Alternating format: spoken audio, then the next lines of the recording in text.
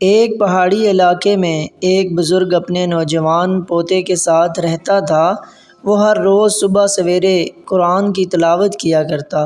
پوتا بھی ہمیشہ ان جیسا بننے کی کوشش کرتا۔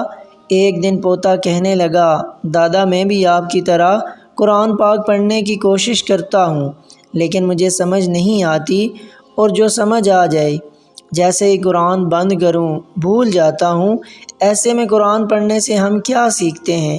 دادا نے خاموشی سے کوئلوں والی ٹوکری میں سے کوئلے نکال کر انگیٹھی میں ڈالے، پھر ٹوکری پوتے کو دے کر کہا، جا پہاڑ کے نیچے بہتی ندی سے مجھے پانی کی ٹوکری بھر کر لا دے۔ لڑکے نے دادا کی بات پر عمل کیا، لیکن واپس پہنچنے تک سارا پانی ٹوکری کے سوراخوں میں سے بہہ گیا۔ دادا مسکرائے اور کہا، تم اس دفعہ اور زیادہ تیز قدم اٹھانا۔ یہ کہہ کر پوتے کو واپس بھیج دیا، لیکن اس بار وہ بالٹی میں پانی لے آیا۔ دادا نے کہا، مجھے بالٹی نہیں، ٹوکری میں پانی چاہیے، تم ٹھیک سے کوشش نہیں کر رہے۔ اسے پھر نیچے بھیج کر وہ دروازے میں کھڑے دیکھنے لگے کہ پوتا کتنی دیر میں واپس آتا ہے۔ لڑکے کو علم تھا کہ سوراخوں بھری ٹوکری میں پانی بھرنا ناممکن ہے۔ دادا کو دکھانے کے لیے ٹوکری پانی سے بھری اور انتہائی تیزی سے واپس دوڑ پڑا، لیکن پہنچنے تک ٹوکری میں سے پھر پانی بہہ چکا تھا اور وہ خالی تھی۔ لڑکے نے کہا، دیکھا دادا جان، اس میں پانی بھرنا بے سود ہے۔ دادا کہنے لگے، بیٹا ٹوکری کی طرف دیکھو۔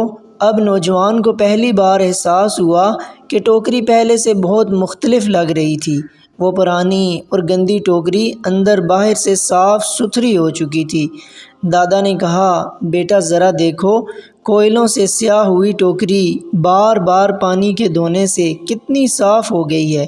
اسی طرح جب ہم تلاوت قرآن کریں تو چاہے اس کا ایک لفظ بھی نہ سمجھ پائیں، تلاوت ہمیں اندر اور باہر سے ایسے ہی پاک صاف کر دیتی ہے۔ یوں اللہ تعالی ہماری زندگی بدل دیتا ہے۔ قرآن پڑھا کریں۔ ہم بھی سب وہ ٹوکریاں ہیں جن میں گناہوں کے سوراخ ہیں۔ یہ سراسر گمراہی والی باتیں ہیں کہ قرآن کو بغیر سمجھے پڑھنا کوئی فائدہ نہیں دیتا۔